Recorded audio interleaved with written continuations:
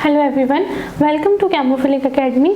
आज हम एक नई यूनिट स्टार्ट कर रहे हैं, उसका नाम है बायोमोलिक्यूल्स। तो पहले से कुछ लेक्चर अपलोडेड हैं, पर अब मैं फिर से शुरू कर रही हूँ। तो जिन लोगों ने वो वीडियोस देख लिए हैं तो वो या तो चाहो तो दोबारा देख लेना या फिर वहीं से मैच कर लेना।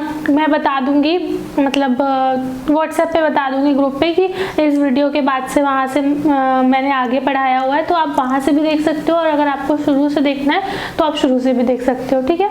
तो बायोमोलिक्यूल्स हम स्टार्ट करते हैं।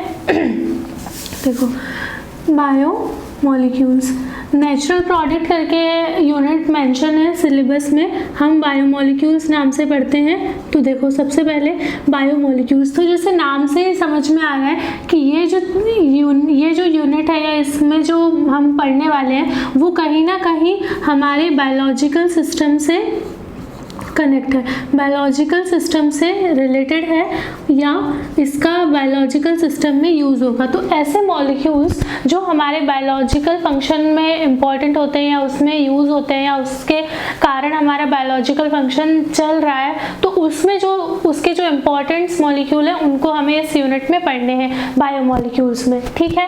तो देखो, हम सबसे पहले मैं आपको बता देती हूँ हम इसमें पढ़ने क्या क्या वाले हैं। सबसे पहले हम इसमें पढ़ेंगे कार्बोहाइड्रेट्स पढ़ेंगे, ठीक है। फिर दूसरे नंबर पे हम पढ़ेंगे प्रोटीन्स पढ़ेंगे। फिर थर्ड नंबर पे हम पढ़ेंगे न्यूक्लिक एसिड,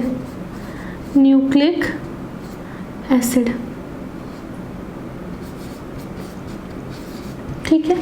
तो देखो, कार्बोहाइड्रेट्स क्या होते हैं? कार्बोहाइड्रेट्स मतलब कार्बो मतलब कार्बन, हाइड्रेट्स मतलब OH ग्रुप, ठीक है। तो मतलब कि हाइड्रोक्साइड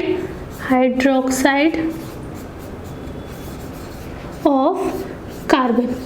इसमें कुछ ऐसा होगा कि कार्बन के साथ OH ग्रुप लगा होगा, मतलब उसका हाइड्रोक्साइड फॉर्म होगा, तो हम बोलेंगे कि हाँ ये कार्बोहाइड्रेट्स है। तो कार्बोहाइड्रेट्स, अब मैं सबसे पहले कार्बोहाइड्रेट्स उठा रही हूँ, हम यहाँ से स्टार्ट करें, फिर हम प्रोटीन्स पढ़ेंगे, न्यूक्लिक एसिड पढ़ेंगे।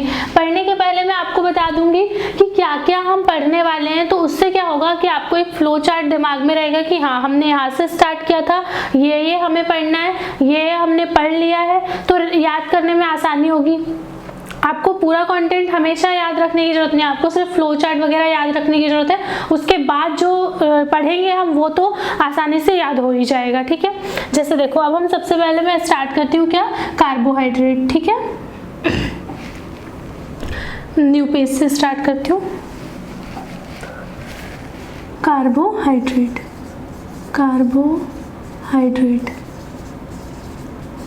ठीक है। तो कार्बोहाइड्रेट्स में हम इनको 3 कैटेगरी में क्लासिफाई कर सकते हैं, ठीक है। कौन कौन से? पहली है हमारे पास मोनोसैकेराइड, फिर है हमारे पास ओलिगोसैकेराइड, फिर थर्ड है हमारे पास पॉलीसैकेराइड्स, ठीक है। तो ये 3 चीजें हमें पढ़नी है, मोनोसैकेराइड्स, ओलिगोसैकेराइड्स और पॉलीसैकेराइड्स। मोनोसैकेराइड्स क्या होते हैं? ऐसे कार्बोहाइड्रेट्स जो कैन नॉट हाइड्रोलाइज, इनका हम हाइड्रोलिसिस नहीं कर सकते, कैन नॉट हाइड्रोलाइज्ड, ठीक है। फिर ये स्वीट टेस्ट होते हैं, इनका जो टेस्ट होता है वो कैसा होता है? स्वीट होता है, ठीक है। फिर हम देखते हैं ओलिगोसैकेराइड में एक और कैटेगरी आती है। ओलिगोसैकेराइड्स मतलब कि अगर हम on hydrolysis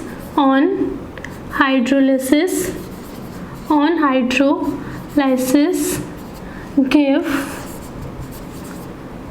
2 to 10 units of monosaccharides. मतलब अगर आप ओलिगोसैकेराइड्स को हाइड्रोलाइज करोगे, मतलब वाटर में उसको डिसॉल्व करोगे, तो वो मोनोसैकेराइड्स की 2 से 10 तक यूनिट दे सकता है, ठीक है। उनको हम बोलते हैं ओलिगोसैकेराइड्स। तो अगर हाइड्रोलिसिस पे हमको 2 यूनिट्स मिलती हैं, 2 यूनिट्स अगर हाइड्रोलिसिस पे मिलती है तो हम क्या बोलेंगे कि वो डायसैकेराइड है, ठीक है ना। और अगर वो हमको 3 यूनिट्स मिलती हैं तो हम बोलेंगे कि ये ट्राइसेकेराइड है। कौन सा सेकेराइड है? ट्राइसेकेराइड है। ठीक है, इसी तरीके से अगर हमें हाइड्रोलिसिस पे more than on hydrolysis we get more than 10 units of monosaccharide, 10 units of monosaccharides, then it is called polysaccharides। ठीक है, तो अभी हमें ये अलग अलग सारे पढ़ने हैं। मोनोसैकेराइड्स अलग पढ़ना है, ओलिगोसैकेराइड्स अलग पढ़ना है, पॉलीसैकेराइड्स अलग पढ़ना है। तो अब मैं आपको बता देती हूँ कि हमें मोनोसैकेराइड्स में क्या पढ़ना है, ओलिगो में क्या पढ़ना है और पॉली में क्या पढ़ना है। तो इस तरीके से हमने शुरू से बायोमोलिक्यूल स्टार्ट किया। बायोमोलिक्यूल्स को हमने 3 भाग में क्लासीफाई किया कि हमें सबसे पहले कार्बोहाइड्रेट्स पढ़ने हैं, प्रोटीन्स पढ़ने, न्यूक्लिक एसिड पढ़ने। अभी हम कार्बोहाइड्रेट्स से स्टार्ट कर रहे हैं। कार्बोहाइड्रेट्स को हमने फिर 3 पार्ट में क्लासीफाई किया कि हमें सबसे पहले इसमें मोनोसैकेराइड पढ़ना है, फिर ओलिगोसैकेराइड्स पढ़ना है, देन हमें पॉलीसैकेराइड्स पढ़ना है। अब हम पढ़ रहे हैं मोनोसैकेराइड्स में हमें क्या क्या पढ़ना है। तो देखो मैं आपको बता देती हूँ, इसी को थोड़ा सा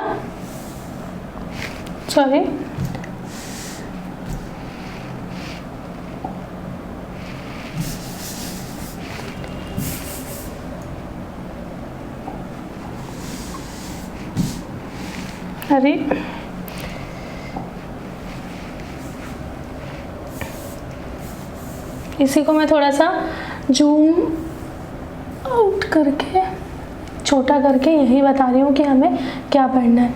ये देखो कार्बोहाइड्रेट्स है। अब हमें मोनोसैकेराइड्स में अगर आप देखो तो मोनोसैकेराइड्स में क्या पढ़ना है, ओलिगोसैकेराइड्स में क्या पढ़ना है और पॉलीसैकेराइड्स में क्या पढ़ना है। तो मोनोसैकेराइड्स में हमें सबसे पहले तो क्या पढ़ना है, इनके स्ट्रक्चर्स पढ़ने हैं। इनके क्या पढ़ने हैं, स्ट्रक्चर्स पढ़ने हैं। उसके बाद दूसरी चीज़ हमें क्या पढ़ना है, स्ट्रक्चर्स के बाद इनकी रिएक्शंस पढ़नी है। फिर तीसरी चीज़ हमें पढ़नी है इनके साइक्लिक फॉर्म। कौन से फॉर्म पढ़ना है, साइक्लिक फॉर्म। साइक्लिक फॉर्म में हम 2 फॉर्म पढ़ेंगे, एक 5 मेंबर की रिंग वाला और एक 6 मेंबर की रिंग वाला। तो ये सब हम डिटेल में जब पढ़ेंगे तो आपको आसानी से समझ आ जाएगा। दूसरी चीज़ देखो, अब हमें ओलिगोसैकेराइड्स में क्या पढ़ना है। ओलिगोसैकेराइड्स में हमें सबसे पहला तो पढ़ना है, देखो 2 मोनोसैकेराइड्स यूनिट कनेक्ट होंगी तो हमें सबसे पहले उनकी एक्टिविटी के बारे में पढ़ना होगा, क्योंकि हम मोनोसैकेराइड से ओलिगो या डाइसैकेराइड्स पे कैसे आए, क्योंकि 2 मोनोमर यूनिट कनेक्ट हुई हैं, इसीलिए ओलिगोसैकेराइड्स बना है। तो अब हमें यही देखना है कि उनकी कनेक्टिविटी कैसे हुई है। तो हमें सबसे पहले उनका जो अल्फा बीटा लिंकेज है उसको देखना है। ठीक है, किसको देखना है, अल्फा बीटा लिंकेज को देखना है। फिर उसके बाद हम देखेंगे इसमें म्यूटा रोटेशन।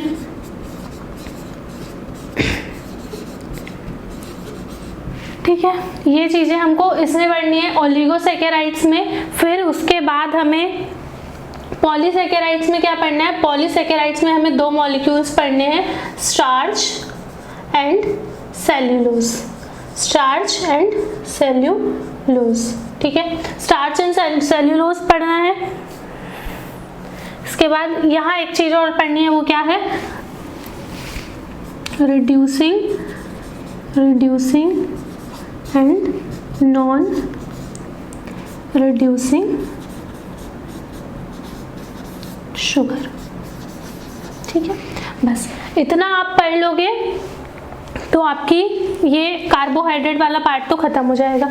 तो ये तो बहुत सिंपल सा हो गया। अब तो याद करना कि हमने क्या क्या, मैंने अभी फिर से बताया कि हमने कार्बोहाइड्रेट स्टार्ट किया है, मोनो, ओलिगो, पॉली, 3 सैकेराइड्स हमें पढ़ने। मोनोसैकेराइड्स में स्ट्रक्चर्स पढ़ना है, रिएक्शंस पढ़नी है और साइक्लिक फॉर्म पढ़ना है। सॉरी, उसी तरीके से ओलिगोसैकेराइड्स में हमको म्यूटा रोटेशन पढ़ना है, म्यूटा रोटेशन पढ़ना है, अल्फा बीटा लिंकेज पढ़ना है, और रिड्यूसिंग और नॉन रिड्यूसिंग शुगर्स के बारे में पढ़ना है कि ये क्या होते हैं। और पॉलीसैकेराइड्स में केवल हमें 2 चीज़ें पढ़नी है, स्टार्च और सेल्यूलोज। तो अब हम 1 बाय 1 इन सबको डिस्कस करते हैं। आपके लिए भी याद करना बहुत ज़्यादा आसान हो जाएगा अगर आप इसी तरीके से फ्लो चार्ट के अकॉर्डिंग याद करोगे। तो क्योंकि ये यूनिट याद करने ही वाली है, तो इसमें टीचर आपकी सिर्फ इतनी हेल्प कर सकते हैं कि वो आपको पढ़ा सकते हैं, बाकी याद तो आपको खुद करना होगा, ठीक है। तो अब हम आगे बढ़ते हैं, मोनोसैकेराइड स्टार्ट करते हैं, ठीक है। तो अब हम पढ़ते हैं क्या, मोनोसैकेराइड्स।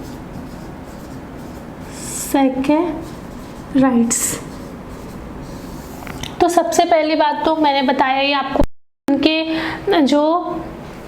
इनका अगर आप हाइड्रोलिसिस करोगे तो आपको ये फर्दर नहीं टूटेंगे। पहली चीज़, स्वीट टेस्ट होता है, ओनली 1 यूनिट होगी इसमें। तो इसका सबसे पहला और सबसे आसान मॉलिक्यूल कौन सा होता है, वो होता है ग्लिसरैल्डिहाइड। और हमें नेचर में कौन सा मिला था, डीग्लिसरैल्डिहाइड। कौन सा मिला था, डीग्लिसरैल्डिहाइड। तो ये जो मॉलिक्यूल है इसको आपको ध्यान रखना है, ये कौन सा मॉलिक्यूल है, ग्लिसरैल्डिहाइड। इससे ही हम आगे बढ़ते जाएंगे, इसी में carbon and OH group add करते जाएंगे और आगे हमें दूसरे हायर मॉलिक्यूल्स मिल मोनोसैकेराइड्स के, ठीक है। तो ये कौन सा है, ये है हमारे पास ग्लिसरैल्डिहाइड, ठीक है ना। उसके बाद देखो कौन सा है, लेकिन D है। अब D और L कैसे पता चलता है, देखो ये वाला जो OH, ये वाला जो D है कैपिटल, अगर OH इस साइड है तो हम उसको क्या बोलेंगे कि ये डीग्लिसरैल्डिहाइड है, ठीक है। तो इसी तरीके से आपको देखना है कि इसमें अगर OH इस साइड होता तो ये L-ग्लिसरैल्डिहाइड होता, और अगर इस साइड है तो डीग्लिसरैल्डिहाइड है। तो इसी तरीके से अगर हम आगे बढ़ते जाएंगे और हम देखेंगे कि सेकेंड कार्बन का OH अगर इस साइड है तो वो L फॉर्म है, और अगर मतलब लेफ्ट साइड है तो वो L फॉर्म है, और राइट साइड है तो वो D फॉर्म है। तो हमने नेचर से D फॉर्म लिया था, उस D फॉर्म के बाद ही हम आगे बढ़ रहे हैं अगले और D फॉर्म बनाने के लिए। तो यहाँ सबसे जो पहला मेंबर होता है किसका, मोनोसैकेराइड्स का या कार्बोहाइड्रेट का, वो ग्लिसरैल्डिहाइड ही है, ठीक है। क्योंकि आपको पता है कार्बोहाइड्रेट की एक डेफिनेशन होती है, कार्बोहाइड्रेट की एक डेफिनेशन होती है, वो क्या डेफिनेशन होती है कि पॉलीहाइड्रोक्सी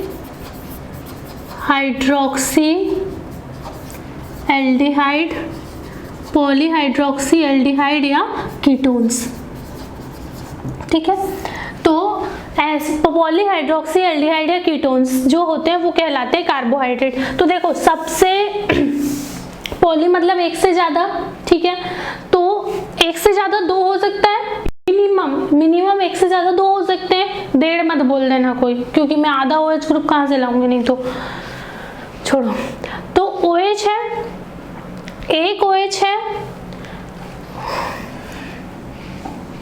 और ये दूसरा OH है। तो यहाँ पे हमने देखा कि एक में मोर देन 1 OH ग्रुप है, मतलब ये पॉलीहाइड्रोक्सी है, उसके बाद ये हमारे पास एक एल्डिहाइडिक ग्रुप है। तो इसी तरीके से इस डेफिनेशन को सेटिस्फाई करने के लिए सबसे छोटा मॉलिक्यूल यही है, इससे कोई छोटा मॉलिक्यूल कार्बोहाइड्रेट्स में नहीं होता है। इसकी डेफिनेशन यही होती है पॉलीहाइड्रोक्सी एल्डिहाइड और कीटोन्स। तो हमने ये क्या लिया है, पॉलीहाइड्रोक्सी एल्डिहाइड लिया, सबसे छोटा मेंबर, इसमें 3 कार्बन है। अब हम क्या कर सकते हैं, अब हम आगे बढ़ सकते हैं और 4 कार्बन वाले मॉलिक्यूल्स बना सकते हैं। तो आप ऐसे ही आगे बढ़ते जाना। आपको पता है ग्लूकोज में 6 कार्बन होते हैं, पता है ना। तो हम ग्लूकोज तक कैसे पहुंचेंगे, हम ग्लिसरैल्डिहाइड से ही ग्लूकोज तक पहुंचेंगे। बीच में कई और मॉलिक्यूल्स भी आएंगे, तो वो हम कैसे बनाते जाएंगे वो आपको यहाँ देखना है। मैं बता रही हूँ कैसे करना है। देखो सबसे पहली बात तो इस नीचे वाले कार्बन को आपको नहीं छेड़ना है। आपको पता है कि ये डी फॉर्म है तो वो तो डी फॉर्म रहेगा।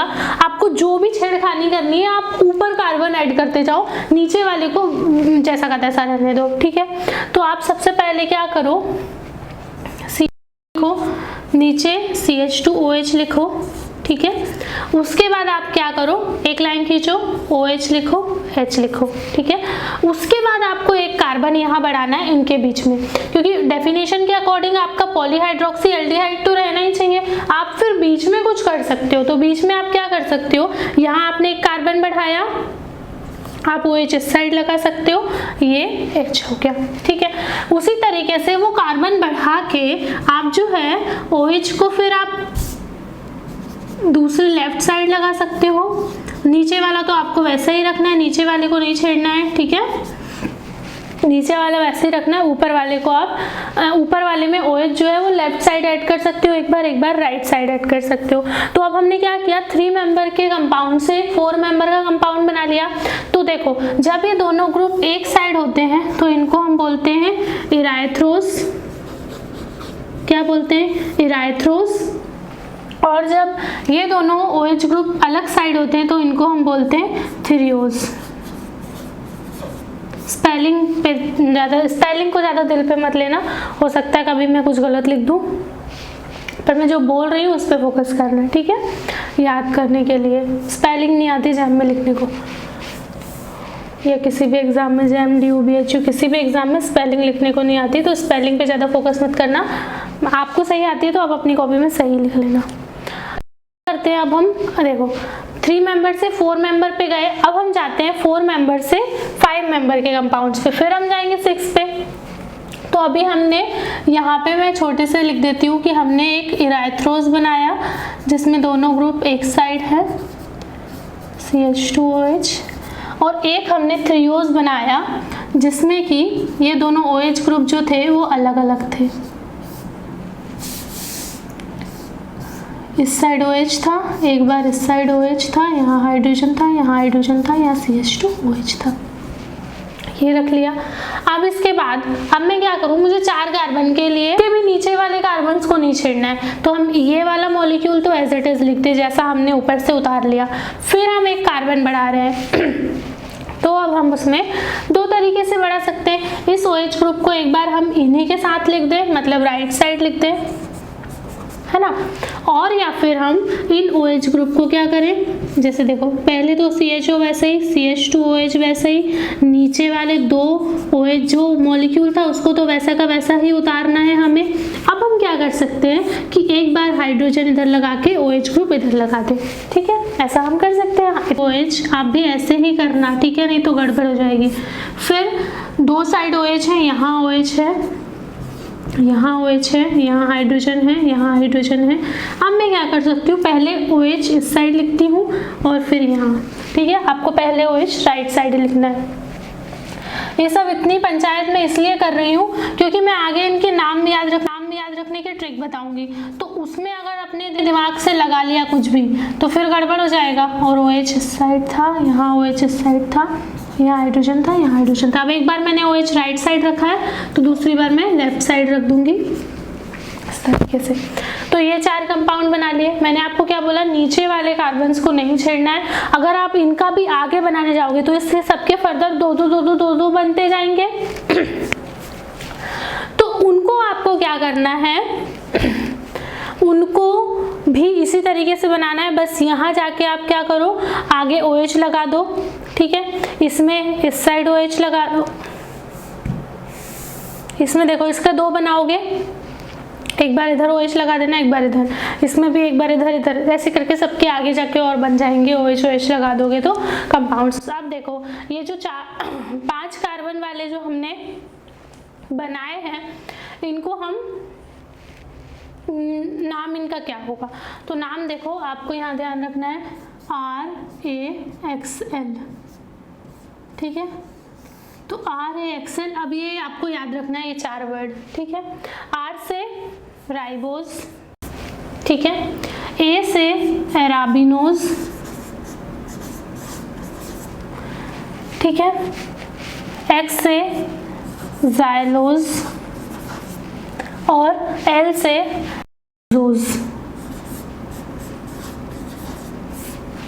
ठीक है। तो ये देखो, ये हमने क्या राइबोज, एराबिनोज, जाइलोज और लैक्सोज बना लिए, किससे, इराइथ्रोज और थिरियोज से। तो RAXL आपको याद रखना है, ठीक है। तो तो ये हमने 5 पढ़ लिए। अब हम क्या करते हैं, इनसे आगे बढ़ते हैं और इनके जो 6 कार्बन वाले स्ट्रक्चर्स बनेंगे उनको आप बनाते रहना। मैं आपको एक बहुत शानदार ट्रिक बता रही हूँ, उस पर ध्यान दो अभी फ़िलहाल, ठीक है। 6 कार्बन वाले स्ट्रक्चर्स, उनको आपको खुद बनाना है। एरोबिन्यूज से आगे बढ़ोगे तो आपको ग्लूकोज मिल जाएगा, ठीक है। तो 6 कार्बन में आपको एक चीज़ ध्यान रखनी है, क्या, मैं जो टेबल बना रही हूँ उसको एज इट इज़ बनाना है, जैसे मैं यहाँ छाप रही हूँ वैसे आपको छापना है। फिर हम एक ट्रिक देखेंगे, कौन सा, देखो, आइडोज, यूलोज, यहाँ से टेलोज,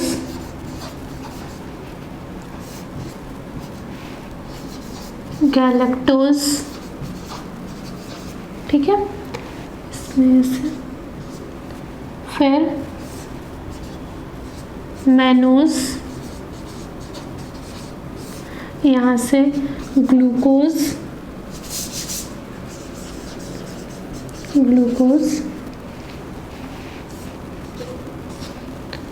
यहाँ से देखो एल्ट्रोज, और यहाँ से देखोगे तो एलोज, ठीक है। तो अब आप एक चीज़ देखो, जो मैनोज और टेलोज है वो एक दूसरे के C4 इपीमर है, ठीक है। जो ग्लूकोज और गैलेक्टोज है वो भी एक दूसरे के C4 इपीमर है। उसी तरीके से जो मैनोज और अल्ट्रोज है वो एक दूसरे के C3 इपीमर है। ग्लूकोज और एलोज एक दूसरे के C3 इपीमर है, ये भी C3 है और ये भी C3 है, ठीक है। और ये जो आपस में है, जैसे आइडोज, यूलोज, टेलोज, गैलेक्टोज, मैनोज, ग्लूकोज, अल्ट्रोज, एलोज, ये आपस में एक दूसरे के C2 इपीमर है। कौन से इपीमर है, C2 इपीमर है। इपीमर क्या होता है, इपीमर मतलब कि ओनली 1 कार्बन पे कॉन्फ़िगरेशन डिफरेंट होगी, बाकी सारे कार्बन्स पे कॉन्फ़िगरेशन सेम रहेगी, ठीक है। अगर पूरा स्ट्रक्चर सेम है लेकिन सिर्फ एक पोजीशन पे OH ग्रुप की जो पोजीशन है वो चेंज है, मतलब इसमें अगर लेफ्ट है तो इसमें राइट है, इसमें राइट है तो लेफ्ट है, ये अगर चेंज है तो इसको हम बोलते हैं कि वो एक दूसरे के इपीमर्स होते हैं, ठीक है। इसको आप लिख लेना, है ना। और दूसरी चीज़ एक क्या बताया मैंने अभी, इपीमर बताया, उसी तरीके से एक होता है हमारे पास एनोमर। तो एनोमर क्या होता है, एनोमर मतलब कि C1 कार्बन पे, ओनली C1 कार्बन पे कॉन्फ़िगरेशन डिफरेंट होंगी, बाकी हर जगह सेम होंगी। जैसे कि अगर हम देखें, ये दोनों डेफिनेशन, इपीमर की डेफिनेशन मैंने पहले बोल दी थी, वो लिख लेना। एनोमर की मैं बता रही हूँ कि C1 कार्बन पे कॉन्फ़िगरेशन चेंज, किस पे चेंज, C1 पे चेंज। C1 पे अगर कॉन्फ़िगरेशन चेंज है, जैसे कि देखो हम साइक्लिक फॉर्म बनाते हैं,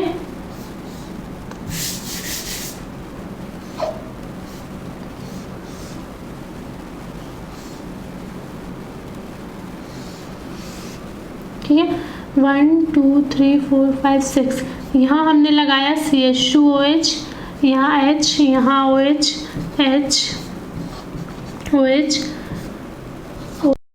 H, और यहाँ हमने लगाया OH, H। तो ये जो है, अभी मैं ये जो बात बता रही थी इसको थोड़ा सा होल्ड रखो, इसको होल्ड पे डाल दो और फिर ये वाली बात सुनो। इपीमर मैंने बताया कि अगर किसी भी एक कॉन्फ़िगरेशन, मतलब एक कार्बन पे कॉन्फ़िगरेशन चेंज है तो एक दूसरे के इपीमर्स कहलाते हैं। उसी तरीके से अगर ओनली C1 पर डिफरेंस हो, किसमें, कॉन्फ़िगरेशन में, तो मैं ये क्या करूँ, एक और बना लूँ यहाँ पे, ठीक है। यहाँ पे मैं इसको C1 पे चेंज कर दूँ, यहाँ हाइड्रोजन कर दूँ, यहाँ OH कर दूँ, फिर उसके बाद यहाँ OH, फिर बाकी पूरा सेम रखना है हमें,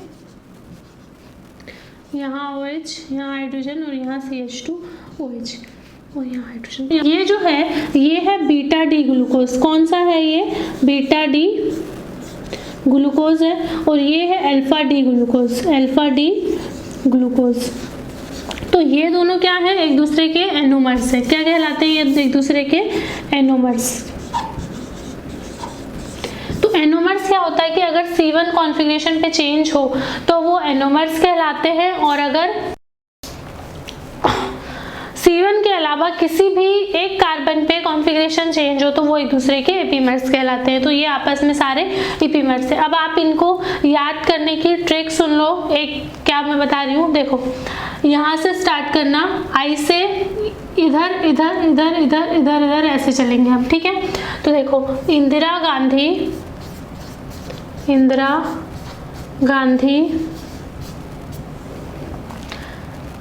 तालाब में गई, अल्टो से इलाहाबाद,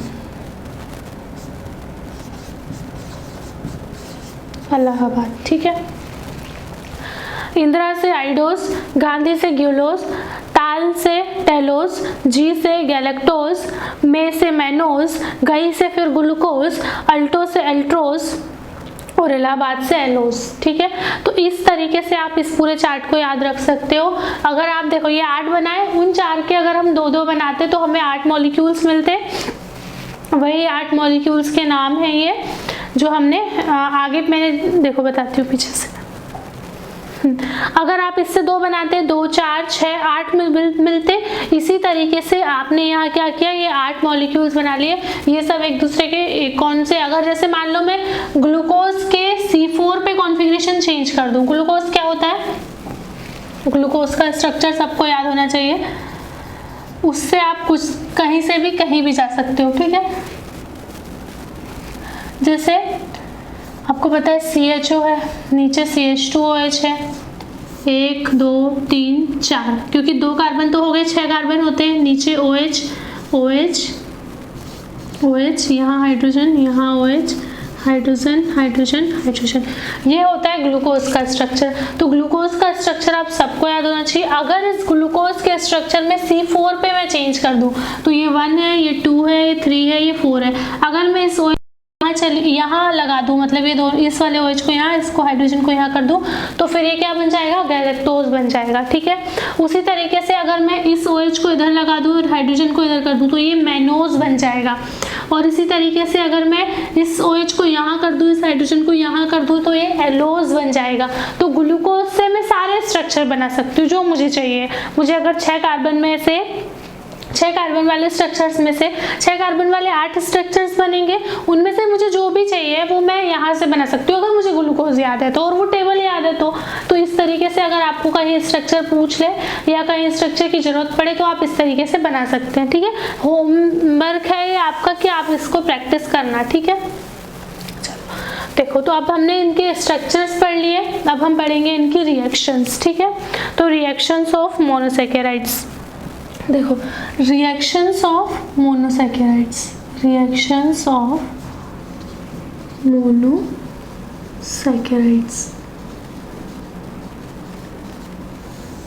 तो सबसे पहले इसमें हम कौन सी रिडक्शन बेस्ड रिएक्शन पढ़ेंगे, रिडक्शन बेस्ड रिएक्शन।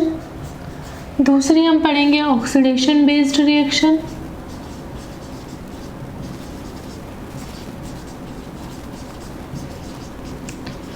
तीसरी हम पढ़ेंगे कुछ स्पेशल रिएक्शन,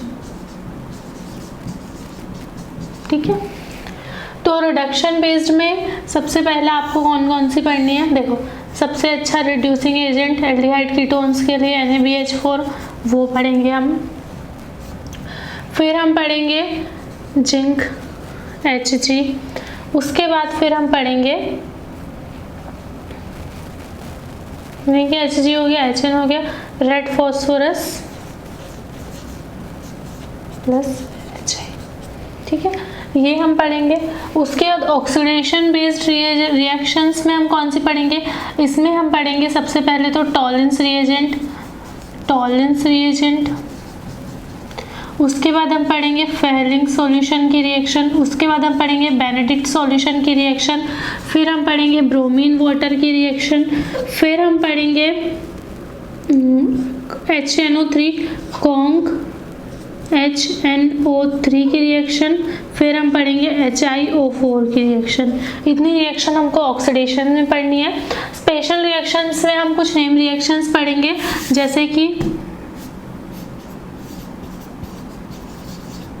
ओसाजोन फॉर्मेशन, ठीक है। उसके बाद हम पढ़ेंगे Kiliani Fischer synthesis, Kiliani Fischer synthesis. फिर हम पढ़ेंगे Ruff degradation, Ruff degradation reaction. फिर हम पढ़ेंगे reaction with HCN, reaction with HCN के बाद एक और रिएक्शन है, वो हम पढ़ेंगे रिएक्शन विथ HCN के साथ हमने क्या पढ़ेंगे, NH2OH के साथ रिएक्शन, NH2OH के साथ रिएक्शन। तो इतनी रिएक्शंस हमको पढ़नी है। तो अब भैया तैयार हो जाओ रिएक्शंस पढ़ने के लिए। मोस्टली देखो एक आध क्वेश्चन अगर आया तो पिछले वाले पार्ट में से आ जाएगा, नहीं तो यहाँ से तो पक्का क्वेश्चन आना है, हमेशा आता है। रफ, ये Kiliani Fischer synthesis, Ruff degradation, इनसे तो क्वेश्चन आता ही आता है। ये यहाँ से भी इम्पॉर्टेंट है, पर मैं सारी चीज़ें आपको वन बाय वन डिस्कस करती हूँ। अब हम पढ़ते हैं। सबसे पहले कौन सी पढ़ेंगे, रिडक्शन, फिर ऑक्सीडेशन, फिर स्पेशल रिएक्शन, ठीक है।